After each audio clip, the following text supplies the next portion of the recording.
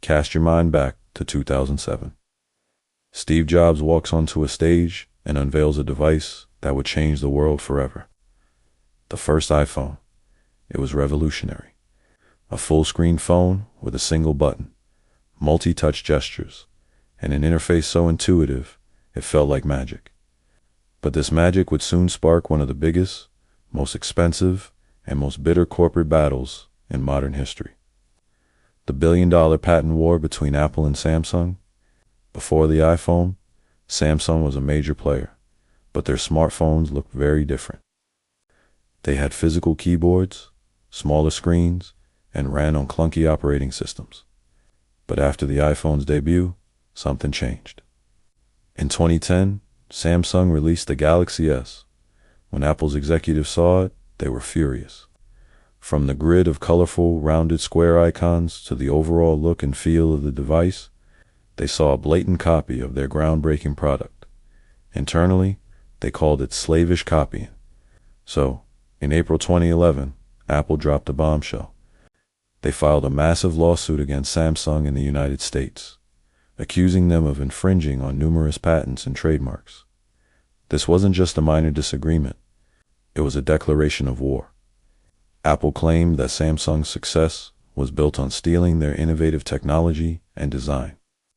They weren't just seeking money.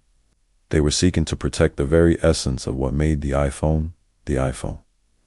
The patents at the center of this battle weren't just about complex internal components. They covered core features of the user experience. One was for pinch-to zoom, the intuitive gesture we all use to zoom in on photos and maps.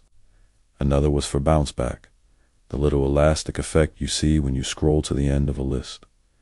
Apple even patented the rectangular shape with rounded corners and the grid of icons on the home screen. They argued that these design elements were uniquely theirs, and Samsung had stolen them, creating confusingly similar products. Samsung, a global giant in its own right, didn't take this lying down. They fired back with a countersuit of their own, claiming Apple was infringing on their patents, particularly those related to wireless communication technology, like 3G. Samsung's argument was simple. You can't build a modern smartphone without using our foundational technology. The stage was set for a clash of titans, a battle that would play out in courtrooms across more than 10 countries. The first major showdown took place in a San Jose, California courtroom in the summer of 2012. The trial was a media spectacle. The world got a rare, behind-the-scenes look at the secretive design processes of both companies. We saw early iPhone and iPad prototypes, some clunky and weird, others surprisingly close to the final product. We saw internal Samsung documents comparing their phones to the iPhone, feature by feature, with one report even calling the hardware differences unexpectedly small. Apple's lawyers painted a dramatic picture. They argued that Samsung had faced a crisis of design after the iPhone S launch and deliberately chose to copy its way to success. To prove their point, they showed the jury side-by-side comparisons of the iPhone 3Gs and the Samsung Galaxy S. The similarities were undeniable. The grid of icons, the dock at the bottom, even the packaging. Samsung's defense team argued that Apple was trying to patent basic, obvious ideas, a rectangle with rounded corners. They argued that's a common shape for many electronic devices, a grid of icons. That's just a logical way to organize apps. They claimed that these were general industry trends, not unique Apple innovations. They portrayed Apple as a bully trying to stifle competition and monopolize the market for rectangular touchscreen phones. After weeks of testimony, the jury reached a stunning verdict. They sided almost entirely with Apple. They found that Samsung had willfully infringed on multiple Apple patents and awarded Apple over $1 billion in damages. It was a massive victory for Apple, seemingly validating their claims of blatant copying. The tech world was shocked. $1 billion. The number was so huge, it felt like a decisive blow. But this was far from the end of the story. $1 billion verdict is one thing. Actually getting the money is another. Samsung immediately appealed. What followed was years of legal maneuvering. Judges reduced the damages, then appeals courts reinstated parts of them. The case went all the way to the U.S. Supreme Court, which is incredibly rare for a design patent case.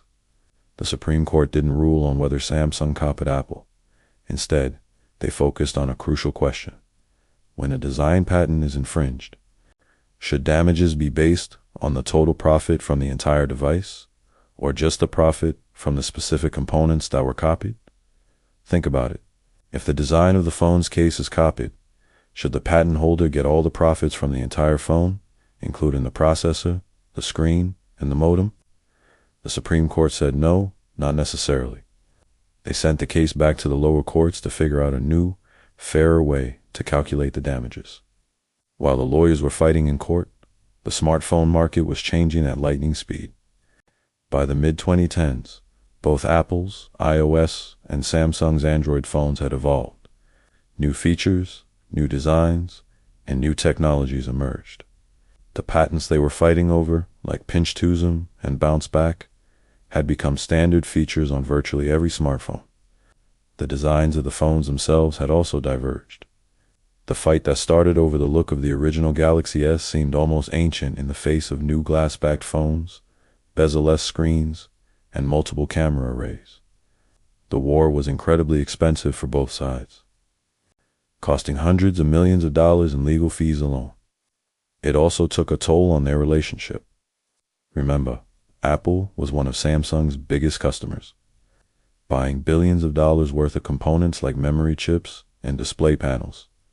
The lawsuits created a strange dynamic where they were bitter rivals in the courtroom and crucial business partners in the supply chain. This tension pushed both companies to diversify their suppliers and reduce their reliance on each other. Finally, in 2018, 7 years after it all began, Apple and Samsung released a joint statement announcing they had reached a settlement. The terms were confidential. No one knows exactly how much money changed hands in the end, but the epic billion-dollar war was officially over. There was no grand victory parade, no definitive winner, just a quiet end to a long, exhausting conflict. So, who really won? It's complicated. Apple did get a significant amount of money and a public validation that their designs were copied. The case sent a strong message to the industry. Design is valuable and it is protected by law. It forced competitors to think more creatively and develop their own unique design languages, rather than just imitating the market leader. However, Samsung arguably won in the long run. The lawsuits didn't stop their momentum. While the legal battle raged, Samsung became the world's largest smartphone manufacturer, a title it holds to this day.